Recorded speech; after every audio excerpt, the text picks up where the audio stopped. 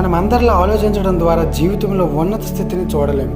ఉన్నతంగా కోటేశ్వరులా మారాలన్నప్పుడు అందరికంటే భిన్నంగా ఆలోచించండి. అప్పుడే దారి కనిపిస్తుంది. ఒక సైంటిస్ట్ కొత్త విషయాన్ని కనుగొనే ముందు భిన్నంగా ఆలోచించడం వల్ల ఎన్నో విషయాలను ఆవిష్కరణ జరిగాయి. 24 గంటలు దాని మీదే మనసు లగ్నం చేశారు. అప్పుడే అది సాధ్యమైంది. మీరు సంపద పనులు కావాలన్నప్పుడు డబ్బు సంపద పైన దృష్టి నిలపండి. అప్పుడే మీకు సాధ్యమవుతుంది. డబ్బు కావాలంటే ఒక్కసారన్నా చేతిలో పట్టుకొని పరిశీలించారా? ఇది ఎలా తయారైంది? ఎప్పుడైనా ఆలోచించారా? లెక్క పెట్టేటప్పుడు మీకు ఎంత ఆనందాన్ని ఇస్తుంది ఎప్పుడైనా గమనించారా?